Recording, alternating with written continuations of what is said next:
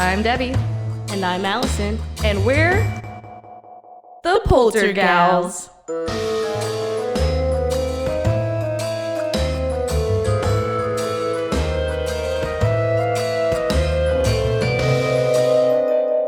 Spooky.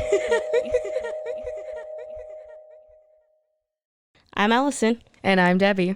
And we're the Poltergals. And on this week's episode, we have a lovely polter pal, Mr. Brad Turner. I'm lovely. Yes. I'm the lovely Brad Turner. Yeah. If you don't mind just kind of telling us who you are, where you're from, what you do, just give us a little bit of background about yourself. Sure. My name is Brad Turner. I was born here in Waco. I lived here all my life. Actually, 7th generation. I've had family here for a long time. So again, grew up local. I work at MCC and teach mostly in the science department over there. And have a few different side projects and curiosities that interest me. And it just happens that one of those involves a goat man. Wow. Oh. Yeah, great. and you've actually written a couple books too. Do you want to talk about that? Yeah, I've done, the first one I did was a local history book called Lust, Violence, Religion, Life in Historic Waco. Right now, if you find one of those softbacks, every single dime of those sales benefits the Highlander Foundation for scholarships at MCC. Awesome. Second one I did was Cotton Bales, Goatmen and Witches, Legends of the Heart of Texas. That book itself has kind of become a legend. It's a little bit of a sad story and how everything went with that one. It's hard to find those now, but still, luckily I can do events like this and talk with you. And the others are textbooks that people have to buy and don't want to read. But sales are good. So there you go. There you go. Sorry, capitalism prevails. Yeah. We talk about that a lot on the show. Don't worry. Don't worry. We do. Yeah. So if y'all haven't figured out, this location as well, it's just there. It's all over Central Texas, like Brad said. We do want to more specifically go over about the legends of Central Texas. So that's where a lot of our stuff, and we do thank you for sharing that book with us. Yeah, it was a pleasure reading. It was. I went through a roller coaster of emotions all the way through. What was it? 152, 62 stories, something like that. So that's in the book. I honestly don't remember. I think that's how many pages there. Maybe not. In the original Word doc draft, there's well over 100 in there. Oh wow! But not all of those went in the published book. Wow. Yeah, there's just Waco's a nice quirky town, and there's lots of good folklore history around here. Yeah, and today we're going to be getting into that. Oh, yeah. I hope I can remember them enough to say. No worries. We just recently read them, so of course we're going to have more insight. Oh, yeah. I might be a little rustier, so. No but worries. you won't know that because it's edited out. Exactly. Oh, no. Allison, you better get your editing finger. You better I might have do to some take finger this, warm-ups. Mike, you want to edit it? Oh, no. Okay, well, to get into the thing, one of the first questions we have is, what got you interested in folklore and legends, and what got you interested in the paranormal? Oh, well, so I'm mostly just like folklore and good ghost stories. I have no desire at all to know if any of this stuff is true. At all. There goes one of our other questions. I don't want to go looking for anything I don't want to find. Are they true? Are they not? I'll be honest with you, I could not care any less. The fact the story exists is what is merit to me. Not whether or not trying to track down its truth. Its truth is in its existence. The fact it's even there. No one stops to ask which Aggie walked into which bar and said which thing at which time. You just wait for the punchline. So what got me most interested in it, though, was in 2011... a student organization at MCC was hosting a ghost storytelling competition. Ooh. And I wanted to win. Nope. And the first thing I thought was everybody's going to go in there, and talk about the hook or talk about some random Bloody Mary thing or something. And I thought, man, I want to tell local ghost stories. I want to tell local stuff. So I was researching a history project at that time, and I said, you know what? I'm going to go and look up local ghost stories. So I went to the Texas collection at Baylor, and I was like, give me some good local ghost stories. and there's like 2. There's Decalamar West, Legend of Lover's Leap. Mm-hmm. There's Haunted Hill that a guy had sort of self-published a long while back, area around Moody. There's a Vertical Files, what they had, where it was cut out newspaper clippings. There was some oral history from Eichenberger Crossing up by the wetlands that he told one about the Lindsay brothers. But that was really it. Mm-hmm. And I was like, well, what do you mean? There's more than this. I grew up hearing more stories than this from people in my family. And I said, well, okay. I'd been trained somewhat in oral history when I was still at Baylor. I'm going to treat this like an oral history project. And I said, I'm going to start asking people, hey, you know any good local ghost stories? Mm-hmm. And if they were like, well, everybody knows at least a couple. Mm-hmm. I would immediately pull my phone out, have them tell me their name, and record it right there on the spot. Wow. I was like, tell me what you know. And if I heard the same story 3 times from people who didn't know each other, that's when I considered it more valid. Oh. So it wasn't just them making some random thing on the fly. So I treated it like sort of a historical insight. And if they didn't always perfectly align, sometimes they did, I'd go ahead and sort of put it into one bigger picture that sort of put the legend together. And while trying to research local ghost stories to tell those things, I discovered that there was nothing there. Nothing for when my great-grandfather would have been here. No real accounts other than Lindsay Hollow and Lover's Leap. There was no written account. And I thought, how tragic is that? I mean, right now we live in a period where we have more information available to us than ever before, right at our fingertips. And nobody had these stories written down or recorded. So I thought, well, you know what? I'm going to do that. I'm going to organize them. And as I was putting them together for the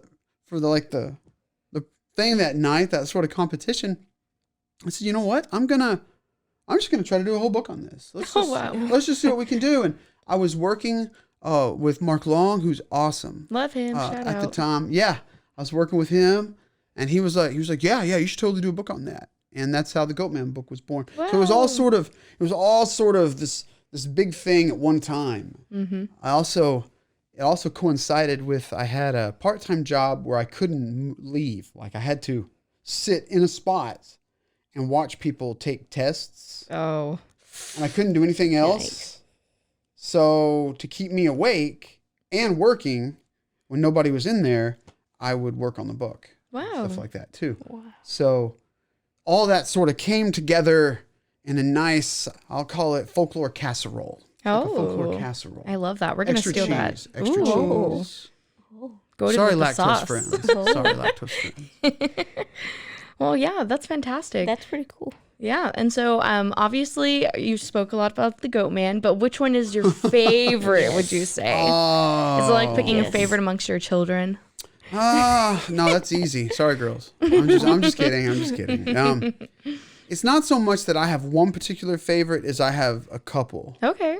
Or several that really stuck with me. A couple of them, people, right after I did that book, people would come out of the woodwork to find me, and they would say like, oh man, I know this story. I know this story that I want to share with you. And so one of them actually pieced together, in the book, there's the story of the charred woman. There's actually a whole nother backstory to that one that I really enjoyed. And I loved 1 or 2 of the Cameron Park witch stories. Mm-hmm. Some of the others are just too, like, I mean, just give me a break. Yeah. But a couple of the others I really enjoyed. I love the ones about the ghost animals. Mm-hmm. The ones about, I think I call them the silver fiends in the book. Mm-hmm. Oh, I will say, there was another book where this guy had gone through the Dallas Morning News and just found weird stuff. What? And put it in a book. It's called Hidden Headlines of Texas, I think. All right, we'll tag it. Yeah. And it has a whole lot of weird, quirky stories in it, too. Wow. And there's several in there that I enjoy. The Cycling Spectre, I like. Mm-hmm. I like that story a lot. The Time Tramp, I like that one. Really, I like the ones that more resonate, the ones that feel the most real to me. Yeah. Or have the most mystery to them. There you go. Yeah, one of my favorites was actually the story of the witch's castle, which I've heard of, which as every icon pretty much has heard. But the story of the mother and son taking her son out. Yeah, the actress on 2 Street. Yeah. That's exactly right. That version and the one of the Cameron's Nanny are actually my 2 favorite versions of that. Wow. Yes. And they're the most relatable. They're the most real. And I mean, just pulling in the aspects of like the historical aspect into it with the war and then her losing her son. And then it's more of like, it's a sad story, you know. Well, it is. But I mean, most of these are. Yeah. And the story of Lover's Leap with the 2 Native American tribes. Yeah, with Wawati and her lover. And, they ended up jumping. Which actually, there was even an off-Broadway play. I believe that's right. You can ask Dr. Sloan for more information on that. Shout out. Even an off-Broadway play about that was done, but no copy of the script exists. Just the cover. I believe Texas Collection has one of them. Interesting. Called it The Waco Maiden. Ooh. I think that's right. Again, I'm kind of rusty. On this stuff. No worries. So if you had to pick any one of these that you have done some kind of research on, if you had to experience one, what would it be? So, okay. I did put my car in neutral at Patrick Cemetery and it did move. Oh my god. That's the only one I really was like, I was there. Did you put the baby powder on your back tailgate? No. I didn't do that. Too far. Too far. Because that's obviously, my first thoughts were, this is just a play on the legend about the San Antonio and the school bus. The one everybody talks about. I was like, that's just all this is. And I was like, fine. So I had my What are you Ford. doing on Friday night? Yeah, right. So I had my old Ford and I was like, neutral. I was like, all right, push me. It starts to roll. And I was like, just a little. And I was like, I'm downhill. And I wasn't. Oh, and I was like, I'm good. Drive out. Again, I was like, nope. I ain't looking for something I don't want to find. And that's as close to knocking on the door as I cared to do, which in that story, there's actually knocking on tombstones and things like that involved. Oh, wow. So, no. So, again, I was like, nope, turn her out. Has there been anything else that you've experienced and rather the paranormal? Any weird happenings? None really worth sharing. All in all, again, I'm kind of boring in that respect. However, I'll give a shout out. You may want to talk to Cindy Little. Oh, yeah. Oh, yes. She's teaching her continuing education class right now. Oh, $65 a class. Join it. Yes. Also, shout out to Idiotic Ideologies. Shout out. Right we'll here. have them on soon. Yes. Hey, we're a small community. and they all do really good work. Yeah. Yes. And each of us has a different approach and angle to the subjects and things. And oh man. I would ask Cindy more of that question. I'm kind of a dud when it comes to that. Well, I know that MCC is quite haunted on its own, and the science building itself in the basement is a little scary. The old science building or the new one? Oh, I don't know. Is there accounts for both? So each you hear different things about MC squared, and different things there. Some of the best ones I've heard involving the old science building. I have a friend who said that in the old science building that on the backside, the long hallway, there's an office or so where things would be thrown across the room or things like that. And it isn't necessarily the kind of thing where there's a backstory to it. So you don't know. It's not, at least not, I don't know a backstory to it. I just hear things like that. You'll hear stories about, I had a friend in the new science building. I had a friend who said up on 3rd floor, that it gets creepy at night, and that they'd see like on their way out, after they were locking up, that you might see like a silhouette way up there or something. Things like that. The other one is, of course, the BPAC. I've heard some good ones about the BPAC, which would obviously make sense. What good is a theater that doesn't have a ghost? That's true. Every theater's haunted. Every theater. Do you want to tell the story of back to, so I'm a theater alumni from MCC. So that kind of, as soon as you said it, I was like... So the story of the woman? So yes, that's actually one of them. Londi brought that up because I did post it on my Facebook, and so she had said something about it. And more specifically, Kelly had a really close encounter with her on the stage. And I don't... Did she yell at him? I don't... That's all she said was that Kelly had an encounter with her. And I'll ask him. So I don't know what that entails. I'm coming for you, Professor Parker. Oh. And it's funny that you say Professor Parker, because I don't think I've ever called him Parker in my life. Even going to school there, it's, hey, Kelly. What's up, Kelly? Well, and I go by Brad, so I get it. Yeah, so it's like, and if I would have known this, I would have asked him. Because, it's, like you said, what's a theater good for if it doesn't have a ghost? If you don't have at least one good ghost or ghost story about a theater, it's a lame theater. I mean, it doesn't have to be a story like Lincoln's. Yeah. I mean, you ain't got to be talking Ford Theater or nothing, but you need something more than Peter Pan. I mean, give me something here. Yeah.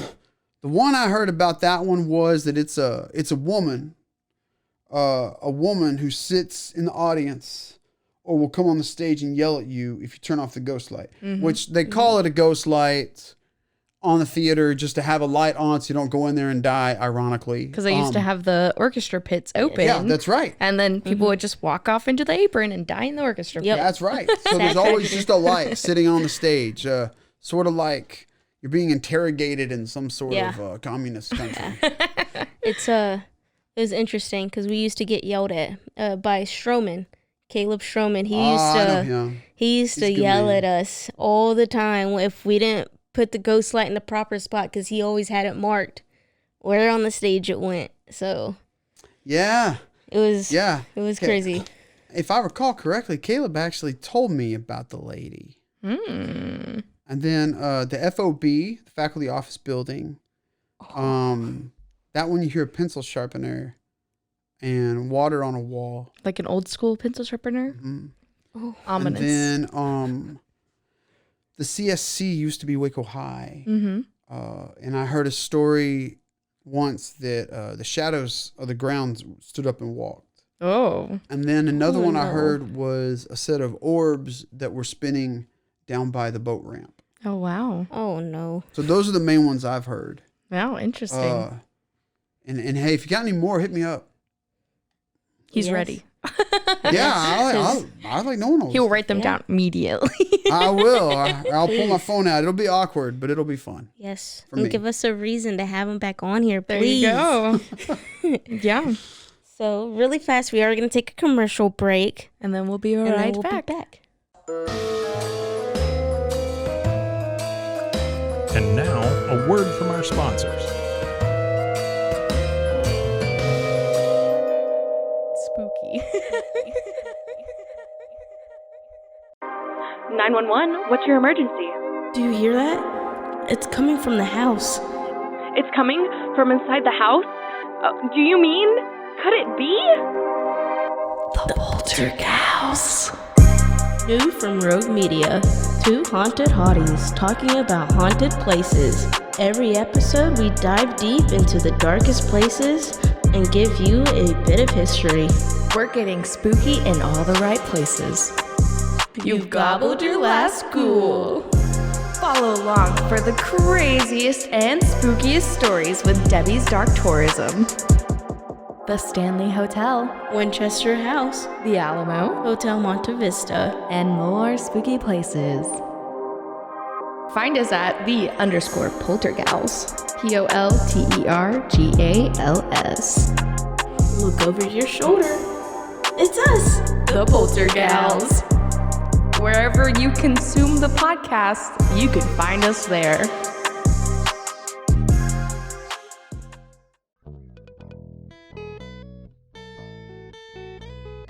Hi, this is Sarah. And I'm Carter. And this is Some of Our Thoughts. We're two Southern sommeliers and we want to share everything we love and know about wine. We started hanging out during quarantine and cooking and drinking and listening to music, and we just thought this would be a great way to bring everything we know to you guys. We will make wine knowledge and food pairings easy and approachable. So put on your favorite vinyl, grab your favorite glass of wine, tune into our show, and let's have some fun. Wine and vinyl. So check us out on roguemedianetwork.com or wherever you get your favorite podcast. We'll be talking about a lot.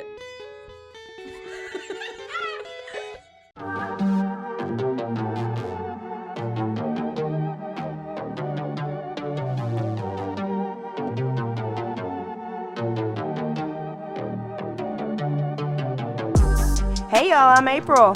Hi, I'm Caroline. And we have a new podcast for you. What's it called, Caroline? Bloody Happy Hour. It's going to be your new favorite guilty pleasure. We're going to talk about some bloody stuff. Serial killers, true crime, rapists. Why not join us? We'll have a good time. You literally never know. I don't know what I'm going to say. Bloody Happy Hour. Apple Podcasts, Spotify, or wherever you listen to podcasts. All right. And now we're back. We're back. So one thing that Debbie and I consistently talk about is A Woman in White, which I have to thank you, but also not thank you about for bringing it up in your book. Which one? Because you did say Noisy Neighbor in my note. Now, the noisy neighbor has red hair. So yes, that is one that when I believe you said that it was a green dress with a woman in green dress. Oh, I'm getting them mixed up with a different nosy neighbor. You're talking no. about the one by Greenwood. Yes. Not the one in Lorena. No. Is one in Lorena in the book? That's the red-haired woman in the book? Oh, maybe. I can't remember either. And I It's wrote okay. But yeah, I'm sorry. I'm getting my nosy neighbors mixed up. Green dress by Greenwood Cemetery. yes. And she has dark hair. Yes. So I just remember reading a green dress, and I specifically wrote it down because I have a tendency of writing notes, and in parentheses, I put, "Thank God it's not a woman in white." Thank you, Brad. Every show, even like today's episode we recorded, there's always this legend of a woman in white. It's always by water. But it can never be a madame in eggshell. That's true. That's true. It's always a woman in white. Yeah. It's always by water. It's always a lover or a baby. There you go. Yep.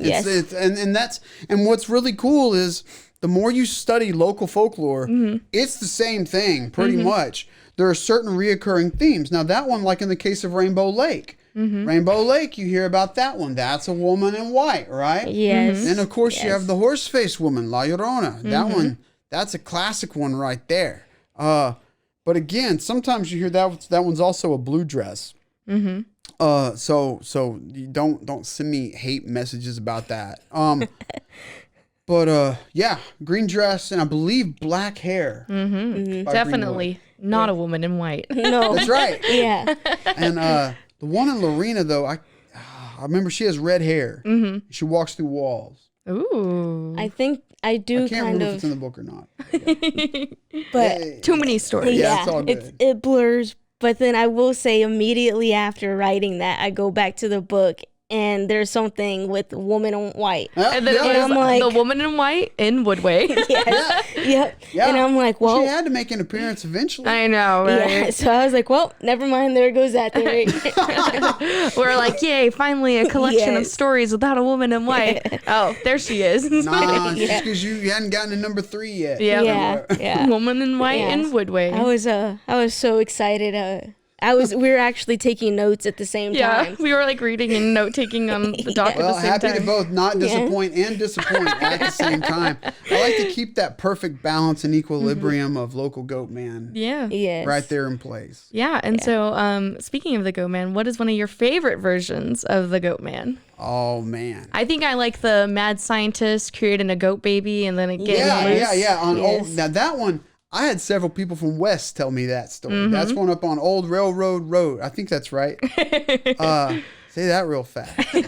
There's a railroad crossing without any cars. Can you spell that without any R's? THAT. I can't spell anything, Debbie. I could hardly read. Have you never heard that before? No. I'm confused. A railroad crossing without any cars. Can you spell that without any R's? I like the riddle, but I'm still just wrapping my head around it. Well, it wasn't that. It was I think it's Old Railroad Bridge or Okay. something. Anyway, yeah, like a mad scientist or something dropped him off over there, and that's the one that I love that I idea. heard.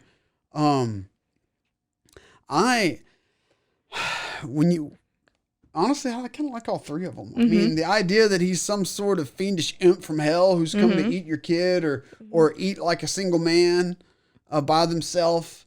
The idea of it as actually, I mean, it's definitely one of the most, let's just say, disturbing stories in the whole book. Yes. Yes. Yes. I'm not gonna. I mean, it's a goat and a man that had a goat for a dad and a dad for a dad and a goat for a mom, and it's messed up. But so you can just use your imagination. I ain't telling you the rest of it. But that being said, just that and the idea of trying to kill the creature and it's innocent. But then they won't let it into heaven. They won't let it into hell. So it just runs around the Bosque River. Because what better place to spend eternity than right Lake by Waco on the Bosque River by MCC and Cameron Park. But I like that. I don't know. I like the one of it being like some sort of fiendish demon who eats your kid whenever your kid runs off by themselves and things like that.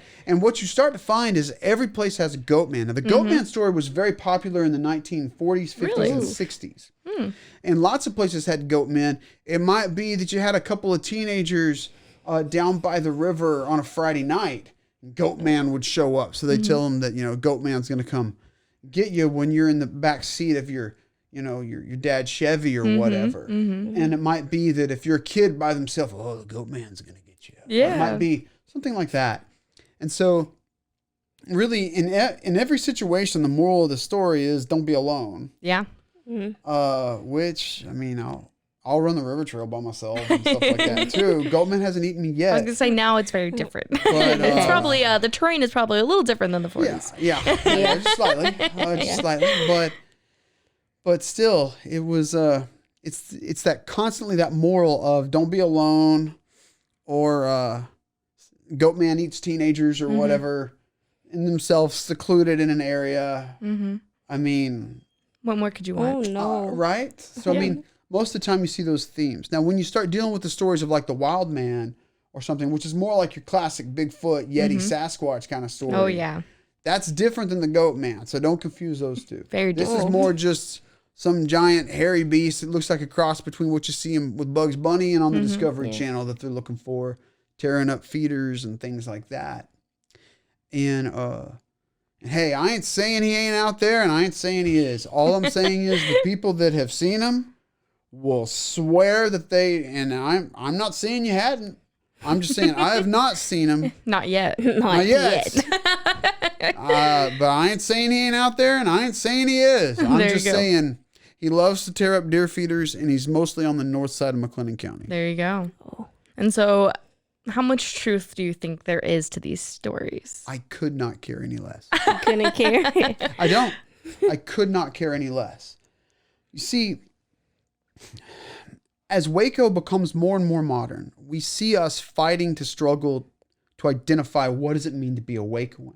And it's at times like this we could very easily rag on our flower neighbors on the other side of town with the magic metal next to one another and their cupcakes.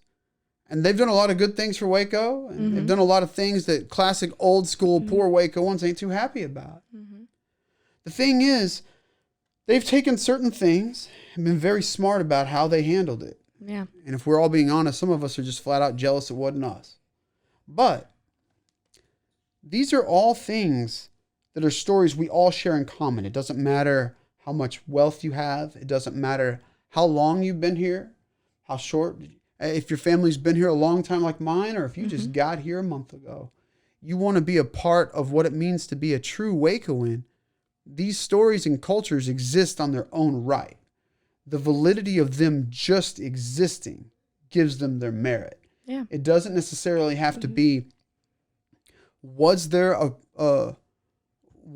former prostitute that had a child that went to war that she grieved, and later she became known as the Cameron Park Witch instead of the Cameron Park Woman. Changed over time. Honestly, it's a sad story. I hope it isn't true. Yeah. Could it be true? Oh, easily. Possibly. But each of them has an element of truth, even if that truth is only their moral. Yeah. Same as the punchline with a good Aggie joke. I say that as a 2-time Baylor graduate. But that same sort of scenario, you'll spend your whole life trying to find out if folklore is true or not. Yeah. You're probably going to be disappointed and miss the point. The point is it has merit just for existing. And the fact that it's about a place that we all share in common help us have a common identity. Yeah. Especially on a quirky side. Yeah. We have shared common identity when it comes to cults and tragedies. We do when it comes to cupcakes and Discovery Plus. We should also have a shared identity of culture that we can all sort of celebrate year round, but especially when it starts to get cooler in the air. That's usually when people care the most about the Goat Man. Usually. We're spooky 365. Yes, we are. And you should be too. But so, not to dodge your question, which I don't feel like I did, but to give you my honest response to it. Yeah. Again, could not care any less. Yeah. Now, that being said, I don't want to discredit people who have experienced traumatic things. I'm not saying what they've experienced isn't real. I'm not saying it is, it isn't, whatever. I'm saying I don't want it to happen to me. Yeah. I'm merely saying, in my experiences, I don't want to find things that I don't want to look for. But I feel like these are cultural points that people are real funny about talking about, real quirky about. And we can throw some of that back to, Waco's religious roots, which I'd give an argument against that at some point or another. That's more of a perception or a social memory than actual fact. But it definitely plays a part in it. People always talk real soft when they're telling a ghost story or a goat man story. They'll look over their shoulder, make sure the goat man isn't there, and then they'll tell a story. Or their eyes will change when they tell you a story like that. And so, again, whether it's a personal experience that's happened to somebody, or if it's retelling the stories that I think would have been around during the time of my great-grandfather and great-great-grandfather, I think it helps us identify ourselves. Yeah. There's my long answer that I said 3 times in a row. There you go. And one of the most iconic Waco center points is, of course, the Alico. Oh, yeah. Do you want to talk about the Alico for a moment? Waco's Goliath. Yes. That is correct. Yep. So the Alico building itself survived the 53 tornado. And that was a pretty big deal, especially considering the fact directly across the street, even now when you walk out, you can see the spinning memorials. For a long time, the historical marker was there because that's where 22 people perished in the R.T. Dennis building. Including women and children. Yes, that's right. 114 people total are credited with the death of the Waco tornado in 53. And the primary buildings that survived downtown were the old Roosevelt, which is currently, I believe it's the Roosevelt now again. It was a retirement center for a while. My great-grandmother lived there in the 80s and 90s. It and the Alico building survived the tornado, and nothing else did. In its wake, yep. Have you ever wondered why there's so much parking available in downtown Waco? It's not for a great reason. No. No. Because, I mean, you go to any other Texas city square, good luck finding, even a real dumpy one, and good luck finding parking. And Austin Avenue used to be a full pedestrian mall. Yep. It used to have buildings They tried all the to way down. reboot that in the 1970s. We see how that went. That's more involving issues involving race and issues involving economics. And that's a whole other fun topic. Socioeconomic question. But we can go there some other point if you want. I don't have any problem with that at all. But, well, specifically, we should talk about some of the hauntings and weird things that happen in the Alico. Yes. Well, so as far as hauntings of the Alico, there's one that I had somewhat heard, and I know there's bound to be better ones out there. Just that there was one, I believe that it's a maintenance guy who randomly checks it, and you see him particularly in the basement. You also see him in the stairwells. I've heard that story. But my previous point about the tornado was, it's where the cotton bales part came from of the series I do with all the Goatman stories. Originally, there was a popular rumor that the Alico building was built on top of cotton bales. Waco, there's a big argument, is Waco a southern city or a western city? Well, it's probably more of a southern city, Fort Worth being more of like a western city or something. And at that period in time when it was built, cotton was still very prominent in the area. And they would put cotton bales in the basement. Well, it's because there used to be wells and natural springs that came up. They essentially were using the cotton bales like giant sponges to absorb the water and the moisture. You see it in common practice in places in Louisiana and New Orleans and things like that. But the rumor was that it had cotton bales as its foundation, like an anti-earthquake kind of thing, if you will, where that's why it survived, was because the cotton bales allowed it to sway. And it's just quirky little stories like that that have absolutely it's not true at all. It's built out of steel, so it could give, as opposed to R.T. Dennis across the street was made out of brick and wood, so it just collapsed like a house of cards, as J.B. Smith says. But the Alico building and its cotton bales, that's where it came from. Oh, wow. People said that's the story for decades, that it's because there's cotton bales underneath it. So that's funny. There you go. There you go. I mean, we've heard a lot of that because we did one of those like live haunted ghost tours. They said pretty much exactly that. Same concept, janitor, maintenance guy. They didn't know who's seen in the stairwell, everything. Yeah. So. Basement, stairwells. That's the real popular one that I've heard the most of. Alico building, rightfully so, generally is on pretty locked down, pretty tight. Yes. I mean, you drive anywhere for 20 miles, you look up, you can barely see the red letters of the Alico off in the distance. And that's how I know how to get home. Just see the Alico, and I just keep going towards it. We don't need a compass anymore. The Alico is our own North Star. There we go. So I know one question that I was super interested in was the tunnels that run throughout downtown. Yes. And one of them was, part of it is the Hippodrome, which I've gone to several events there because my mom works for Baylor. Anytime it's just us two, I would ask, it's like, hey, like, what about the tunnels? They refuse. They will deny it 100% of the time.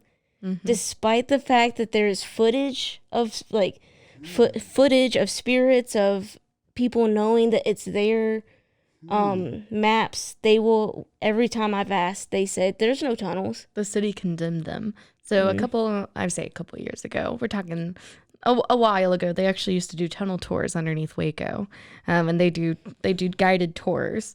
But then once the city condemned them, they're no longer allowed to go under there. But right below the tunnels is actually the Waco Wellspring. So they say that water and well springs bring on paranormal activity due to what is it, like their life force, like the EMF, so the electromagnetic fields. I've heard that legend, and that's why there's so many ghosts by water. There's lots of ghost stories about water, and that's why you can't use dowsing rods in some areas. Is if there's already water, then how are you supposed to find a ghost? Yes. Makes sense. Yeah, but the only primary ghost stories I know from the Hippodrome are the story of the woman who's by the ladies' room. Ooh. I believe. I haven't heard that story. I can attest to that one. And this one, I heard about it long before it was redone, when the Hippodrome was still in a really sad place. Yeah. I mean, it's still kind of in a sad place. Well, I mean, it was, man, they spent some money on that place and really, really souped it up. So, I mean, This is more of, I remember going down there in the 90s, and it was sad. And but I remember hearing about this before it was redone in the early 2010s. A woman who I believe wears black, not white. Not white. Well, that's she it. wears Gotta go. black, who is seen by the women's restroom right in the main floor when you come in. I believe that's right. Yeah, and one of the other main stories that I've heard is of the smoking cowboy. He's on the second floor smoking a cigarette or cigar, and people said they've seen him. He's like tipped their hat, lit up a cigarette, that was new to me. and then people smell the cigarette and they're like, "This guy's smoking in here? That's not allowed." Turn back, and he's gone, only with the faint smell of cigarettes to be left. See, I haven't heard that one. That's a good one. I know that when it was open and functioning, that some of the people say that the people in the dressing room, women's dressing room specifically, they will hear talking and banging like at the door, but then they go to the men's and it's nothing. That's it's the room is between it. It's about the size of this room. It's like that door right there is the men's, and then over here is the women's green is the woman's. Something the 10 feet it takes to cross the room, we'll hear nothing. Wow. Well, all I know is whenever you're looking for good local lore, theaters never disappoint. Civic Theater, I believe, has a ghost story with it too. I just can't remember all of it off the top of my head. And I remember even hearing stories about the old Jubilee and things like that. Again, some of them I'm a little bit rusty on, but I remember in particular the Hippodrome had some really rich ones long before it was ever even redone, because you know, it's one of the oldest active places back in the day. In particular, that's where things would have been shown. The fact that it could do movies and live shows and everything else. And there was the fire there. Yeah, that's right. And so the fire in that case as well, there was a fire in the theater, which we all know about, of which when they were trying to leave, the doors got clogged with people because there were too many people. Oliver Wendell Holmes joke here. And then ended up people being trampled and ended up dying right on the street, right on Austin Avenue, from being trampled, right from getting out of the Hippodrome. So I'm not as familiar with that one. It sounds like I need to read up on my Hippodrome history. I believe that was in the 1920s. I could be incorrect. Oh, you're probably right. Like I said, I don't know. That one I don't know that one as well. The main one I know is the story of the woman by the women's restroom. Yeah. That you see her in the mirror. Ooh. Oh no. That's a little scary. Oh, no. I don't like that. I'm not gonna look into the. I'm just gonna wash my hands with my eyes closed next time. Or just turn the light out. That won't be creepy either. Oh, that's definitely not creepy. Oh, that's a better idea. No, please don't do that. I don't want you on this show as a polter pal on the other side. Please don't do that. Yeah. Well, I think that's it. I think you've answered all of our questions. Is there anything else you would like to add for today? So I have a question for y'all. Yeah. What made y'all interested in becoming the Poltergals? Yikes. This is her brainchild. Yeah, this was all me. I kind of dragged her into it. But I don't know. I've always had a interest in the paranormal. My grandma is a psychic medium. And so it's one of those like genetic things. And so I'll go in and out. I've made it to a point where it's like a light switch. And most of the time, I'm just like, not today. So I'll just like turn it off, ignore all the signs, ignore their voices, and stuff like that. And so that's kind of what got me into it, was my grandma talking about spirits and stuff like that. Yeah. And I've had some, even in like my childhood home, I've had seen spirits, seen ghosts, heard them, seen them, felt them. And I was just like, great. Wanted to do the show and dragged her into it. Yeah. Cool. And I've just always loved the occult. I've loved anything spooky, dark, wearing all black, wearing anything, a little occult, if you will. And then, my parents said that maybe I had, usually they say like children and babies, right? And animals, maybe have an extra sense. So my parents tell this story of me sitting at my grandparents' house. So they have like two entrances. They have one to the front door and then one to the garage. And they said I was just sitting there, minding my own business, playing with my toys, and the door to the garage blew open blew open. And then I just followed the wind all the way around. And then there was like a hallway right around the corner. And I just watched all the way until it turned the corner. And then there were also some other weird occurrences that happened at my grandparents' house growing up. I grew up in West Texas where there was nothing but dirt. So, what else is there to talk about besides ghosts and dirt? Maybe a few cactuses and mesquites along the way. But yeah, so that's kind of where my interest came through. And then also interest in Wicca, pagan, anything that is predating Christianity. So pretty interesting. Sounds like y'all have many different things that brought you to this subject. That is very true. And now we have the Poltergals. And so now we just get to be stupid and talk about spooky things. Allison tries to give history, and then I'm just dumb. So, it's fine. Nah. boy, oh boy. Nah. Again, stories exist for a reason. Mm-hmm. And even if their value is just entertainment, if it's to warn, if it's whatever. So the thing that brings me to it, again, is just the story itself, letting it be a piece of Waco that is represented. Yeah. So, no, I'm curious to see what else is said, or if anybody has any good ones they want to share. I will say this though, if it's about your house growing up, that's cool. I'll listen, but I ain't saying it because ain't nobody gonna sue me because their property value either went up or down on Zillow. So I'm just saying. Most of the stuff that's written about is also public places that we all share in common. Yeah. Things like that. Yeah, and one of your stories actually was about the Oakwood Cemetery. I think it was called The Shy Inquirer. Yes. And the Oakwood Cemetery, as I've mentioned before, is right next to my house, which is one of the oldest cemeteries in Waco. Quite a few prominent figures are buried there. So me and my husband go and explore and see what we can find.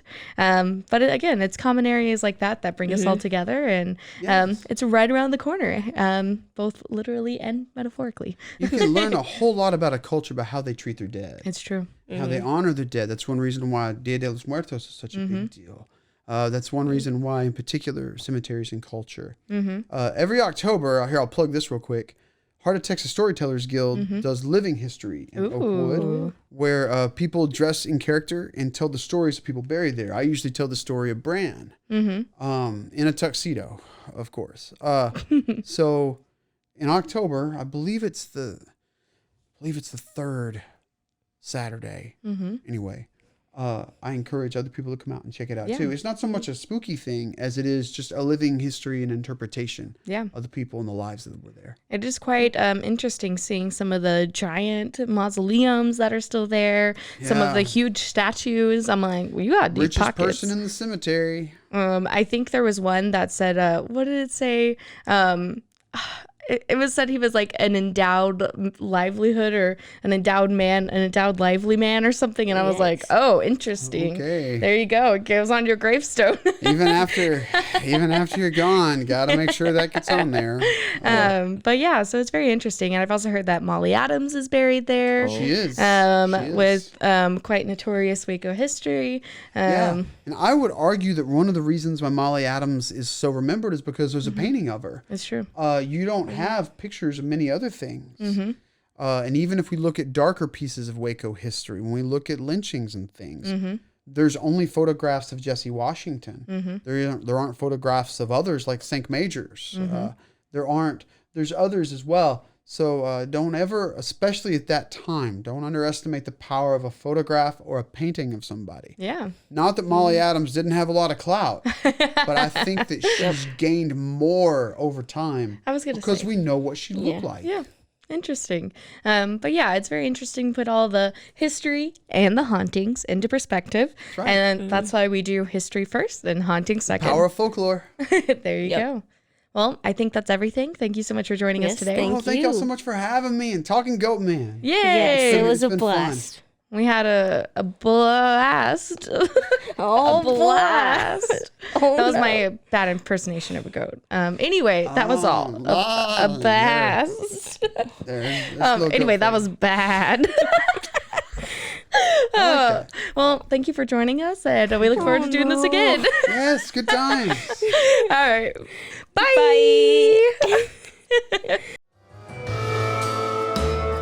You You've been listening to The Poltergals, a Rogue Media Network podcast.